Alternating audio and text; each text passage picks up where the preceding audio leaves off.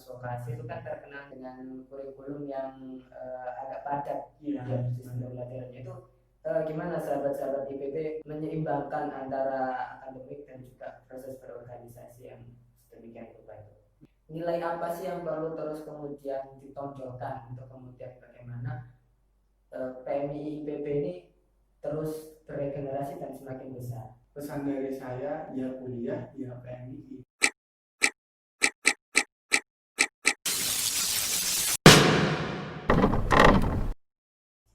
Assalamualaikum warahmatullahi wabarakatuh. Selamat datang di channel YouTube saya. Di channel YouTube saya ini, podcast ini saya kasih judul dengan cerita PMI. Cerita PMI ini nanti akan berisi tentang cerita-cerita sahabat-sahabat yang menginspirasi, yang sekiranya perlu untuk kemudian didengarkan oleh sahabat-sahabat di channel YouTube kalian masing-masing. Saat ini udah bersama saya sahabat Aziz. Sahabat Aziz yang diperkenalkan diri dulu, sahabat Aziz. Jadi perkenalkan, nama saya Muhammad Fajar Aziz. Saya berproses di PMI Komisariat Institut Pertanian Bogor. Saya di IPB ini jurusan komunikasi, tapi fakultasnya di sekolah vokasi IPB. Itu. IPB ya? Iya. IPB ini kan kalau nggak salah 3 besar perguruan terbaik di Indonesia ya? Iya, betul. Ya, dan IPB juga pada tahun berapa itu kan alumninya yang sekarang sudah almarhum Iqbal Asrikas kan sempat menjadi ketua PBPMI ya pada tahun 1989. 89. Iya. Ya, jadi IPB dari sudut pandang perguruan tinggi itu menarik, dan dari sudut pandang PMI tidak kalah menarik juga. Jadi kalau boleh diceritakan apa sih yang perlu sahabat-sahabat di rumah ini perlu diketahui terkait PMI IPB itu, perjalanannya itu seperti apa? Iya, jadi sedikit ceritanya. Awalnya sebenarnya saya juga baru gitu kan, maksudnya di dunia PMI ini masih baru, karena di IPB itu berdiri kembali, maksudnya sebelumnya vakum IPB. Sudah vakum ya? Iya, jadi sebelumnya itu mulai berdiri lagi di tahun 2015.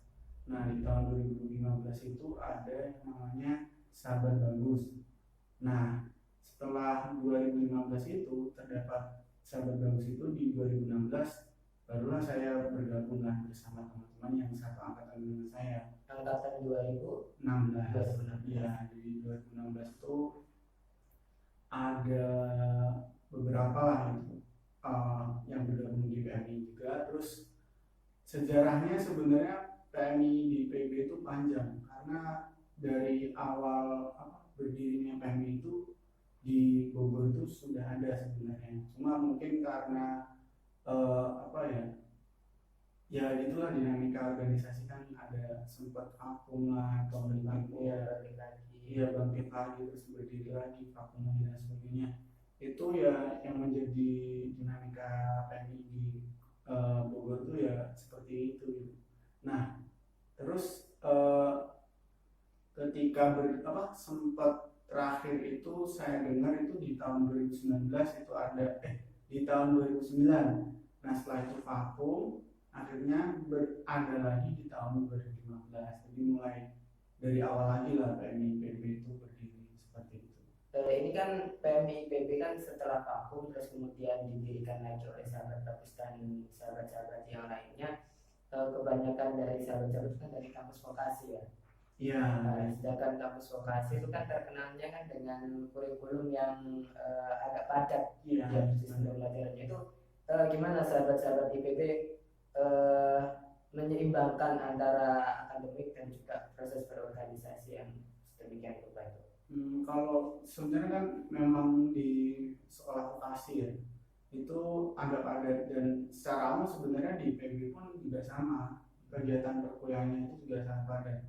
Nah, untuk masalah organisasi sih, kalau dari sahabat-sahabat yang di PMI PB ini, untuk kegiatannya itu sebenarnya yang rutinitasnya sekali itu ya si tahlil yang di hari Kamis malam Jumat itu, itu nanti biasanya diadakannya di musola kampus. Kalau memang di musola kampus lagi dipakai mungkin atau ada acara, baru kita ke sekretariat. di, Iya, di musola kampus ya, di iya, dalam di kampus. musola, iya, di Itu dalam berarti kampus. kan perlu izin terlebih dahulu ya. Kalau izin kayaknya nggak perlu sih, karena ya kegiatan ibadah kan nggak dibatasi ya Oh, oleh gitu. kampus, jadi kita boleh-boleh aja menggunakan musola yang ada di dalam kampus, seperti itu sih.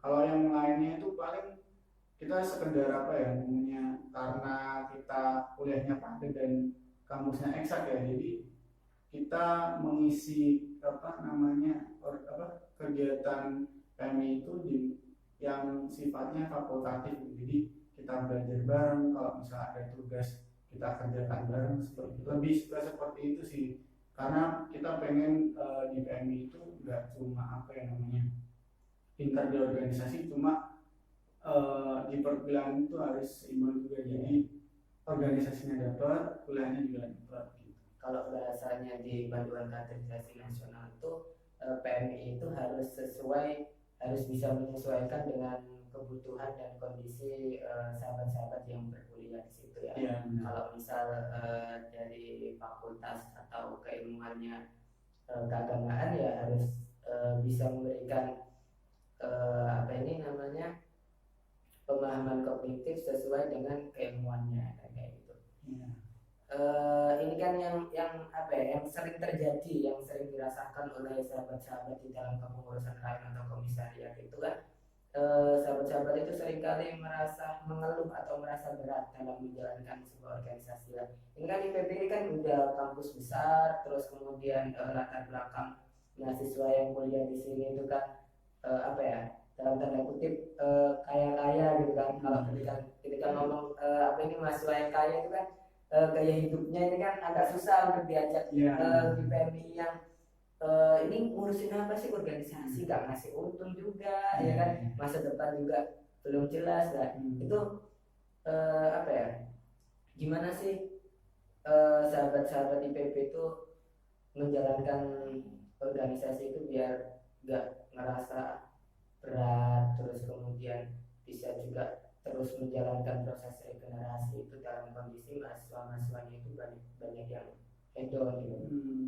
Kalau pengalaman dari saya sih, kalau di PB itu ya itu tadi yang sahabat Fikri bilang, bahwasanya kita harus mengikuti apa kebutuhan dari sahabat-sahabat atau mungkin dari kognitif dan fakultatif yang ada. Nah, untuk menyesuaikan di PB itu ya dari sahabat-sahabat di PB ya menyesuaikan juga dengan gaya hidup gitu. Tapi bukan berarti kita mengikuti arus ya. Cuma ya kita misal kalau memang apa gaya hidupnya hedon, misal main ke mall atau ke kafe, ya kita juga main ke sana gitu. Maksudnya dalam artian ya kita apa ya namanya beradaptasi dengan mereka lah gitu. Tapi jangan sampai ke bawah arus gitu. Ya sekali-kali nggak apa-apa gitu.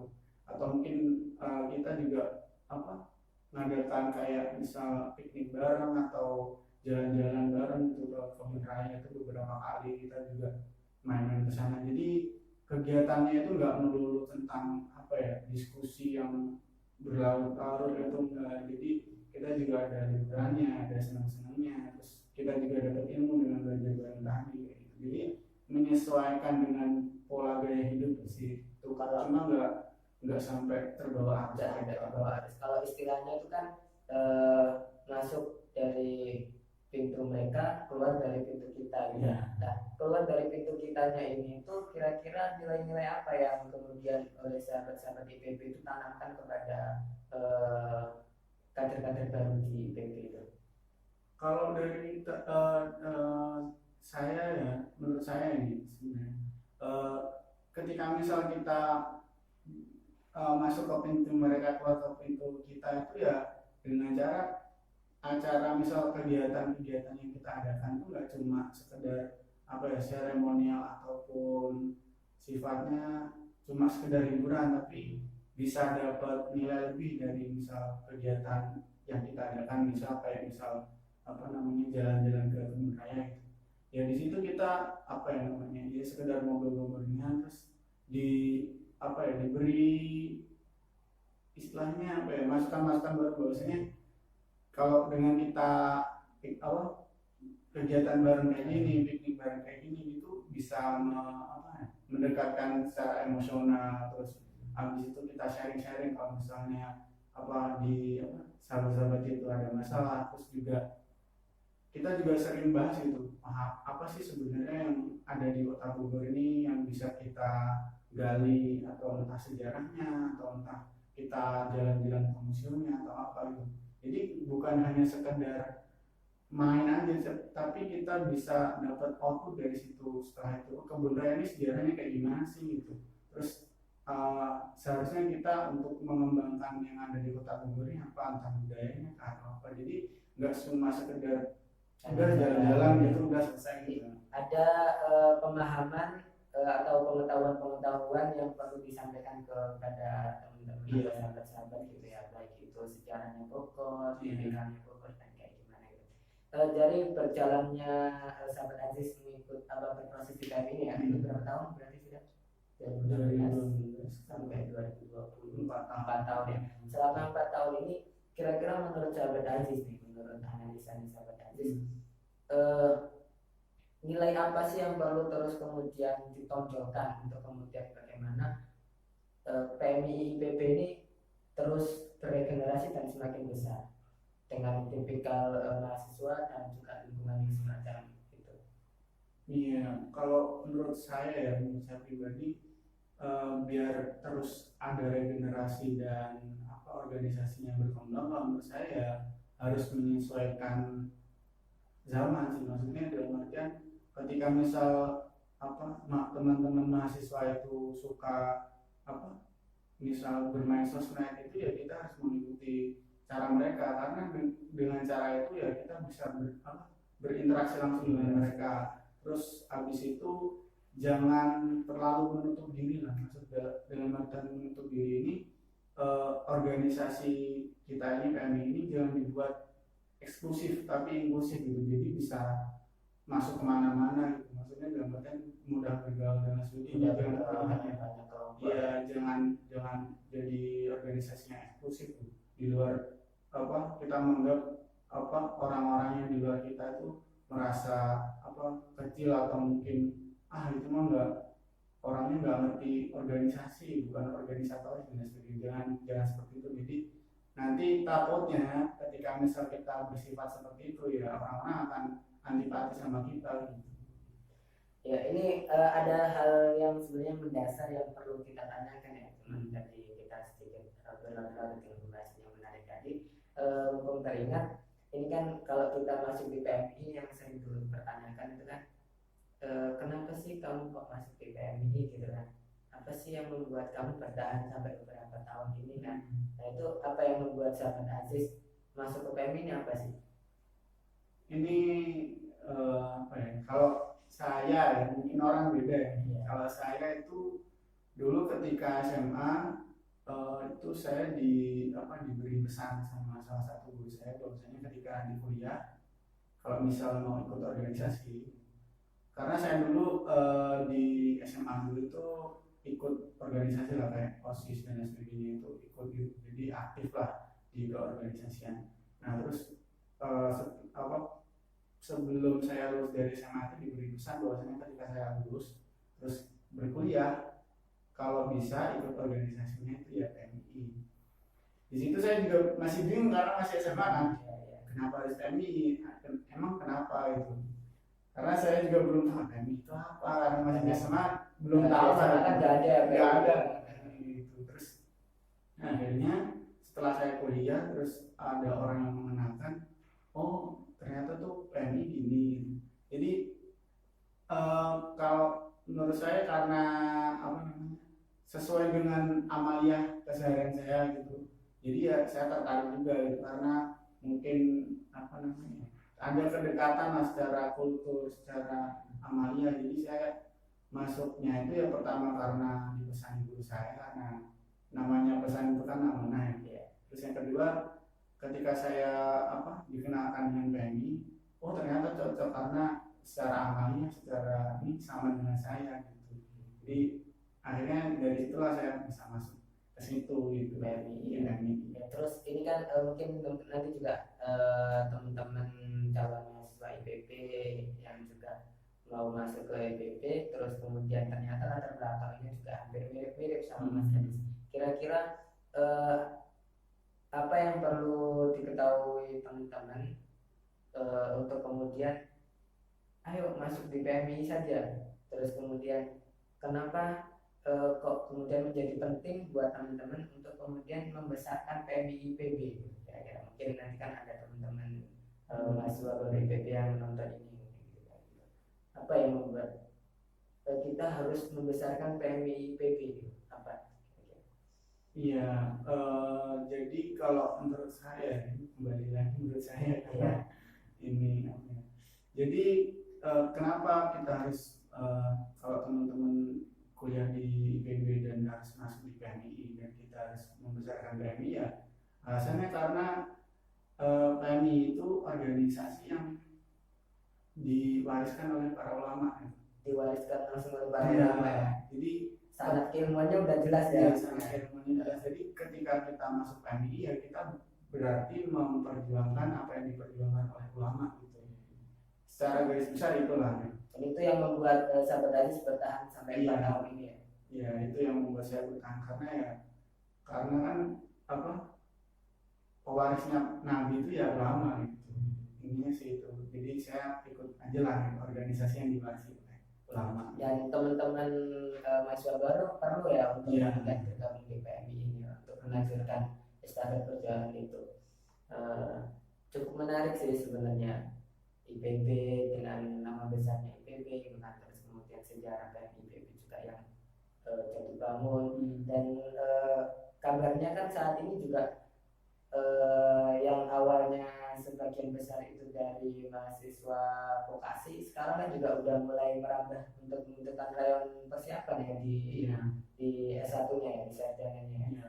Kemarin sudah deklarasi rayon persiapan itu ada 2 rayon. Jadi yang pertama itu rayon sekolah bisnis dan sekolah vokasi. Terus yang kedua itu rayon yang sarjana. Yang di sarjana itu udah deklarasi juga. Itu kan kampusnya kan beda kan Iya, yang beda. vokasi sama yang sarjana. Karena kalau yang di vokasi itu tempat kampusnya tuh yang ada di kota, sedangkan kalau yang sarjana itu tempatnya ada di kabupaten Bogornya. Kayak gitu. Jadi ini kalau misal ini kan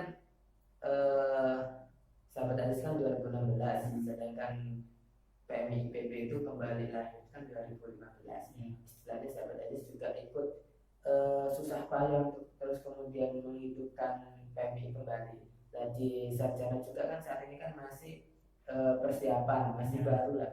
Kira-kira ketika nanti ada sahabat-sahabat yang tergabung di PMI namun terus kemudian ragu, aduh masih kecil, tapi terus kemudian aku kan juga harus berkuliah dengan takutnya nanti dengan menghidupi rayon organisasi yang baru lahir itu kan kalau namanya istilahnya merintis itu kan ya kita tahu semua ya kan agak susah gitu kan. Nah itu apa yang harus dipegang oleh calon anggota baru yang terus kemudian mau memperjuangkan rayon persiapan IPB yang di sarjana ini, itu apa sih yang semangat yang harus dipegang biar?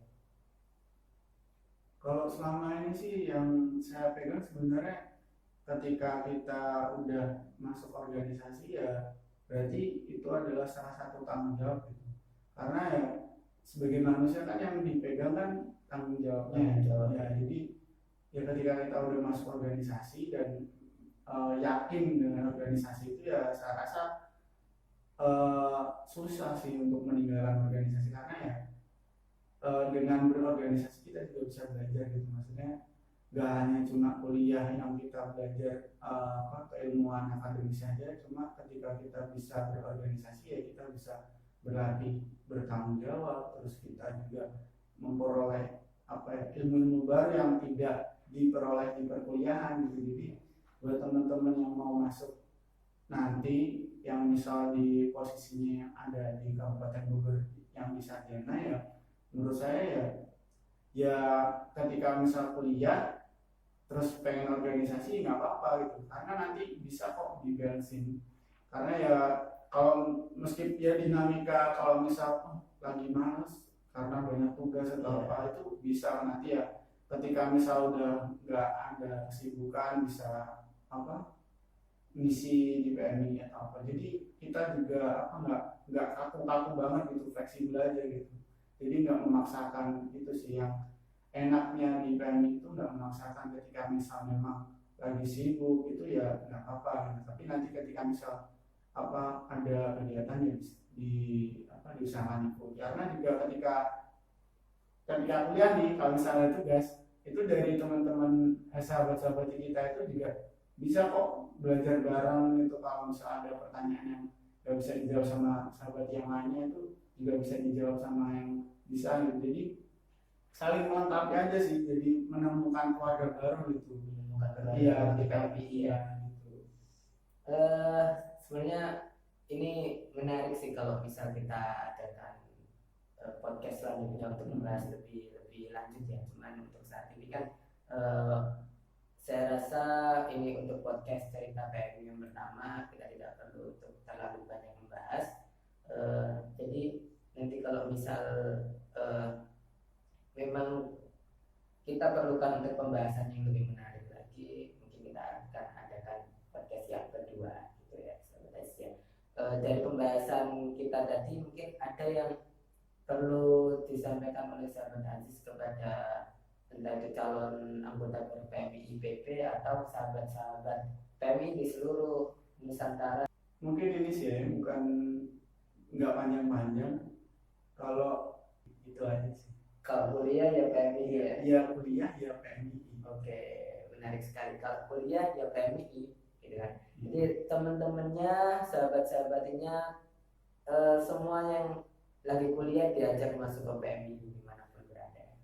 Dan cukup seperti itu. Sahabat Aziz, terima kasih waktunya sudah mau mampir di channel saya di sesi podcast cerita PMI ini. Gitu kan. Oke, sahabat-sahabati, kita bertemu lagi di kesempatan selanjutnya. Akhirul kalam, wallahul muwaffiq ila aqwamit thoriq. Assalamualaikum warahmatullahi wabarakatuh.